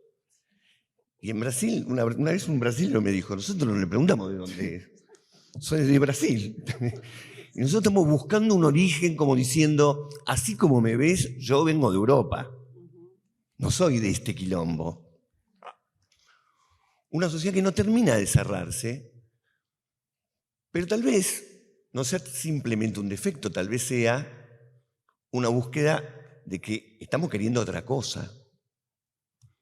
¿Por qué toda la región tiene 2-3% de inflación anual y nosotros ya vamos por 120% de inflación? ¿Por qué no tirar de ese hilo? Que aparte es el problema que padecemos todos los días. Nuestra generación, Javier, tiene 4 grandes crisis en su haber, 3 campeonatos del mundo. Los 2 mejores jugadores del fútbol del mundo. Pero realmente la cantidad de crisis que hemos vivido en un lapso tan corto, vamos a poner los 40 años de democracia, en realidad empezó antes, ¿no? Pero todas estas crisis son una especie de montaña rusa. Una de las cosas más virtuosas que tuvo en un momento el kirchnerismo es que parecía una sociedad abierta. ¿Hasta dónde va a llegar el cuestionamiento? Cuestionar el 2008. Se discutió hasta la propiedad de la tierra. Duró poco. Pero eso trajo un cuestionamiento a los medios de comunicación, que hasta ese momento no estaban cuestionados. Antes de estudiar historia, estudié ciencia de la comunicación, también duró poco, pero me acuerdo que hablábamos de ciertos medios de comunicación. No era un debate en la sociedad. Y vos recién decías, ¿por qué no se quejan los verdaderos libertarios? Sí se quejan, pero nadie le da el más mínimo espacio para que puedan expresarse. Y eso, como la ley de medios no la frenó el Poder Judicial, trajo un cuestionamiento del Poder Judicial. En un momento determinado solamente faltaba cuestionar a los bancos. Entre paréntesis, nadie habla de los bancos. Estamos con la misma ley de entidades financieras que hizo Martínez de Oz. Pasaron 40 años, hubo momentos, hubo oportunidades para cuestionar esa ley y la Argentina vive un proceso de especulación financiera y un nivel de ganancia de los bancos en la Argentina que no tiene parangón en el mundo. Todas esas cosas no están cerradas. Es verdad que estamos en un nivel de pobreza que no tenía la dictadura. Acá entre nosotros, ¿no? Pero yo no se lo achaco a la democracia. ¿Por qué no decimos las cosas por su nombre? ¿Por qué tenemos este nivel de pobreza? ¿Por qué está tan mal distribuida la riqueza? ¿Dónde opera la base de las injusticias en la Argentina? ¿Por la democracia? Sí, yo te voy a llevar un champán y vamos a brindar el 10 de diciembre, porque en realidad lo que hay que festejar no son los resultados, sino que todavía podemos seguir peleándolo. Hay cosas que se han abierto, vamos para adelante, vamos para atrás, estamos peleando. La sociedad argentina no dejó de pelear. Yo creo que la gran desmovilización no es solamente el tema de la pandemia. Recordemos que durante la pandemia Patricia Bullrich movilizaba. Siento que la gran desmovilización es que está faltando una interpelación, no querer la palabra sociedad, del pueblo, una interpelación al pueblo para decir, miren, los quilombos que tenemos son por esto. Hubo un momento en que el kirchnerismo parecía que estaba nombrando, le estaba diciendo con nombre y apellido cuáles eran los problemas, estaba abierto, eso después se cerró. Pero eso no quiere decir que no se pueda, y que haya enormes sectores de la sociedad que lo pueden volver a plantear. A mí me sigue pareciendo que historizar es politizar, y politizar es un escenario de tensión. Y La trampa que tiene esto de 40 años de democracia es que lleva a la confusión. ¿Qué es la democracia? ¿Son las reglas? Bueno, hoy día no se cumple ninguna regla. Tenemos un Poder Judicial, una Corte Suprema de Justicia, que como tiene la última palabra en materia constitucional, puede cuestionar cualquier cosa, y todavía no ocurrió, yo estoy esperando que ocurra, todavía no ocurrió un fallo de la Corte Suprema que un sector importante de la sociedad diga, no lo vamos a cumplir. No lo vamos a cumplir porque esta regla del juego está corrompida. Pero, en todo caso, esa chica que no conocía a Tosco, yo creo que tenía derecho a conocerlo. No sé si lo hubiese aplastado la imagen de Tosco, lo que en todo caso puede pasar, y acá creo que hemos cometido un equívoco en la conversación, que es que decimos historia como si historia fuera una palabra neutra que abarca todo. Dentro del mundo historia hay todo tipo de historias. Hay una historia que tiende a cerrar los procesos que abre la democracia con interpretaciones que no generan apertura justamente, que no nos dan una especie de motivación a decir, bueno, hay motivos por los que nos pasa lo que nos pasa. No es que tenemos en el ADN. Había un libro de Jorge Lanata que se llamaba ADN. ADN, y contaba la historia argentina y se llamaba ADN, como si todo lo que nos pasara ya estaba estipulado desde que nacimos. No, nada de ADN. O no hemos visto los cambios que ha habido. 1983, una enorme movilización popular. 1989, la hiperinflación, una enorme desmovilización popular. 2001, nuevamente, movilización popular que cambia todos los paradigmas. 2008, el surgimiento y fuerte de un bloque social, histórico, político en la Argentina, que es lo que le da el nacimiento a Cambiemos. Y no sé qué va a pasar con Milei, no lo sabemos. Dicen que si solamente votaran los hombres en la Argentina, Milei gana en primera vuelta. Y si votaran solamente los menores de 40, Milei gana en primera vuelta. Y si Milei gana, tampoco es el fin. Justo cuando yo estaba cursando la carrera de historia, apareció Fukuyama y dijo, el fin de la historia. Y yo pensaba, justo ahora que elegí una carrera Del fin. es el fin de la historia. Y no fue el fin de la historia. En todo caso, celebremos que podemos seguir tratando de abrir y seguir cuestionando y tratar de pensar por qué nos pasa lo que nos pasa, y creo yo que la historia es una buena herramienta para eso. Bueno. Alguien le había levantado vos, ¿no? Sí. Está. La última, sí, ya vamos. La pregunta era, 40 años de democracia, como para sintetizar, ¿cómo ve cada uno, si lo puede hacer para todo el panel, cómo ve cada uno hoy, cada una, el estado de la democracia hoy? ¿Cómo es un momento, más momento? Pregúntale a él. Digamos, una democracia que significa la profundización de las libertades individuales, sociales y civiles, o es una democracia media blanca. Para quien quiera responder, a quien quiera. Bueno, eso es por la mayoría de edad que me pasan yo creo que más o menos quedó expresado, ¿no? Lo que sentimos con relación a la democracia. Yo había vivido hasta de 40 años para atrás más de 3/4 partes de mi vida fuera democracia. Mi generación tenía una interpelación enorme sobre la democracia, descreía la democracia, denostaba la democracia. La democracia era una articulación absolutamente inherente ¿a qué? Al régimen, al régimen formal, capitalista, burgués, etcétera, etcétera, etcétera, etcétera.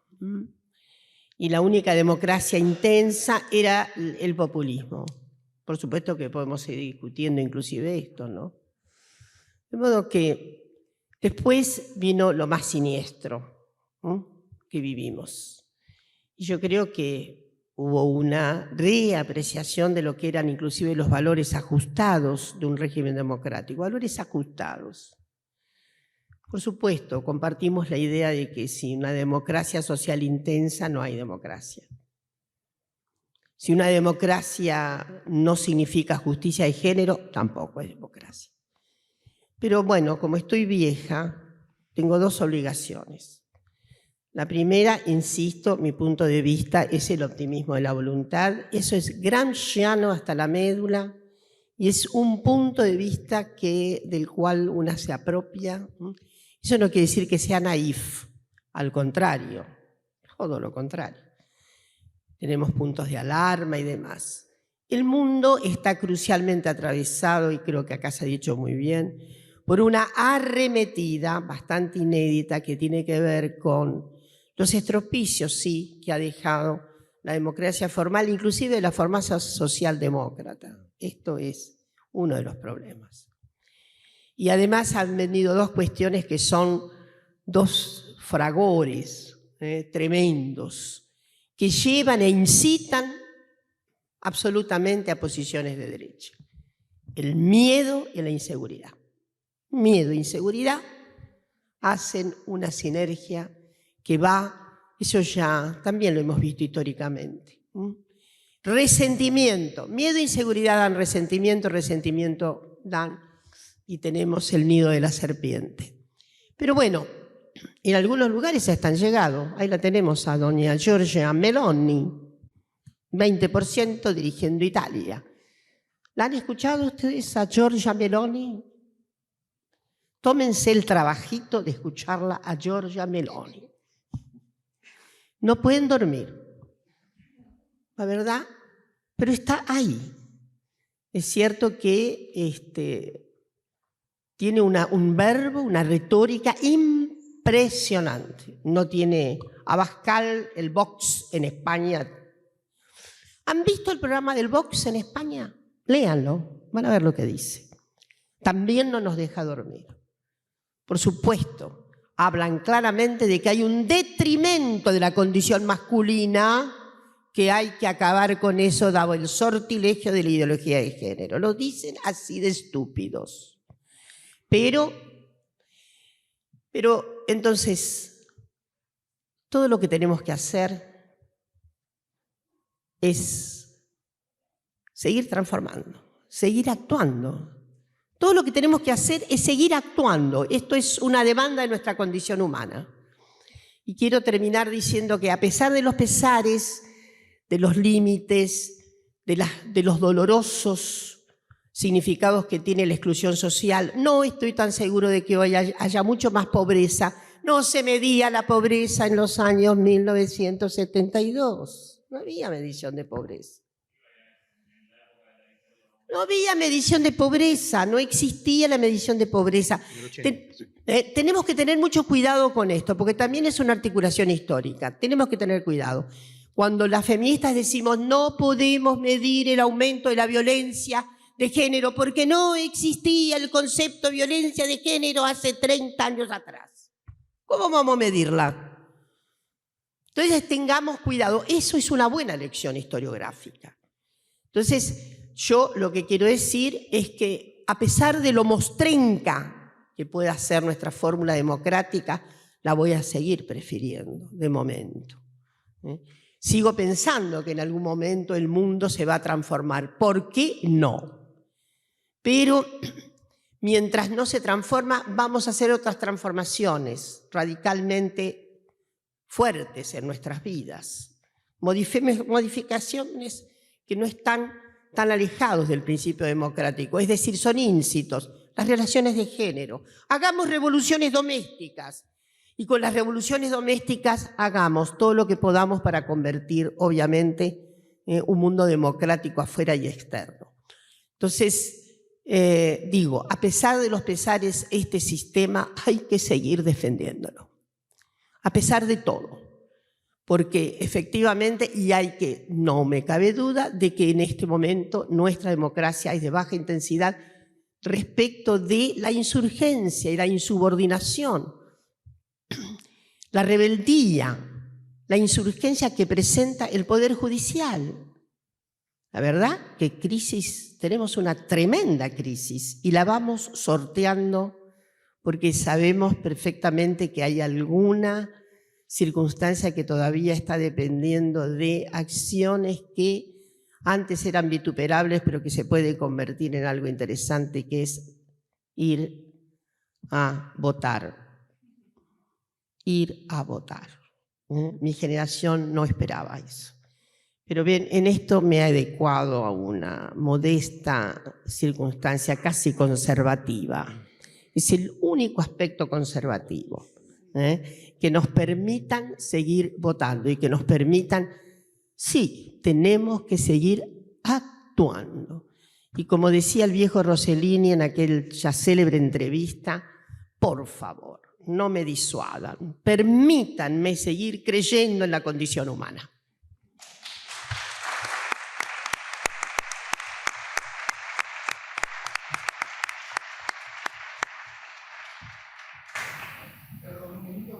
Sí.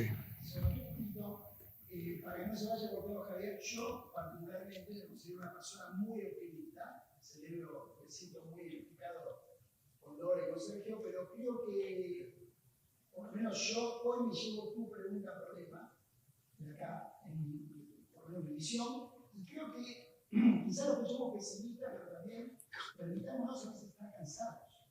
Permitámonos. Permitámonos estar cansados. Sí, claro. Todos los días con ganas de cambiar el país, creo que como todos los que estamos acá, pero permitámonos también reconocer que estamos cansados, porque digo, los que estamos justamente estudiando ahora el peronismo, ¿no? Una de las materias, y me pregunto si los obreros que fueron enojados, quizás alborotados, pero con un cierto enojo que están viendo, en algún momento se han ido a su casa a la noche pesimistas también. No somos ni todos pesimistas ni todos optimistas, somos todo eso junto. Entonces me parece, yo por lo menos interpreto, por lo que me llevo, pero yo digo, quizás está, desde ese pesimismo venga el enojo, y del enojo también, muchas veces salen cosas del amor, y del enojo también muchas veces surge esta movilización que nos va a permitir a todos llegar a lo que queremos. Son todas las cosas juntas. A veces para ir para adelante tomo carrera para saltar. Y estoy yendo para atrás. Por ahí hay días que me levanto pesimista, pero ese pesimismo no es, yo por lo menos no sentí de presión. Es mentira, que es el pesimismo continuo. A mí por lo menos la interpelación que hicieron a la democracia, que para mí está desgastada. Eso no quiere decir que no tengamos esperanza en la democracia. Pero sí que está desgastada y sí que muchas veces nos hace salir cada día de casa volver pesimistas. El tema es interpelar, creo yo, como lo han hecho los tres, me gustaría tener un poquito más de tiempo porque creo que lo que hay a veces también, o tenemos el modelo intelectual, pero ese acostumbramiento a, ¿no? A mí me pasa, por ejemplo, ahora todo pasa con el discurso del odio, pero yo me quedo pensando que el otro se basa en el discurso del odio y no veo qué hicimos mal los que nos estamos sintiendo odiados y qué tenemos que cambiar. A veces nos quedamos en esa modorra. Nada, como para que no vayas solo en tu casa hoy. No. Me están haciendo la análisis. No. Lo hemos convencido. ¿Qué Claro, pensó? claro. No, estuvo muy bien en provocar, Javier. Me parece muy loable. Es más, perdón. un llamado, que Yo lo escriba único- el libro. Lo único que voy a decir, lo único que voy a decir respecto, voy a decir algo que les va a sonar conocido. La democracia en tanto forma, ¿no?, de poder político, hoy cercada por el poder económico, por el poder judicial, por el poder mediático, le deja a la política un espacio que es así de chiquito. Es lo que anda diciendo Cristina Kirchner hace ya un par de años, con tantísimos problemas, ¿no? Porque uno discute porque es la vicepresidenta y no es una académica y le molesta eso, etc. Pero esto que está diciendo es interesantísimo y es arriesgadísimo. Lo que pasa es que quizás no saca las conclusiones. No recuerdo cómo decía el otro día, yo me bajo de la candidatura porque no quiero ser un monigote de los poderes constituidos, que son no democráticos y que asfixian a la democracia. Quizá la discusión sea cuán asfixiada está, cuánto aire le queda, cuánto aire le queda. Ahora, para mí es un problema, y quizá va con esto, y con esto termino, y tiene que ver con nuestra manera de pensar la historia, y tiene que ver con nuestra manera de pensar nuestra intervención en el espacio público. ¿Cuánto arriesgamos en lo que pensamos en contra de lo que hoy está instituido y muchas veces en contra de lo que son ideas que se han transformado en ideas comunes. Bueno, para mí hay que animarse a ir más allá y animarse a pensar un poco más allá. Incluso, bueno, promoviendo discusiones. Esta conversación me parece buenísimo porque digo, estuvimos discutiendo y no pensábamos lo mismo. Bien, y me parece que lo más interesante es producir ese desacuerdo. No decir queremos producir desacuerdo y no producir desacuerdo. Bueno, pero nada más de mi parte ya está, ¿no? Bueno, evidentemente había necesidad de hablar y estuvo muy bueno.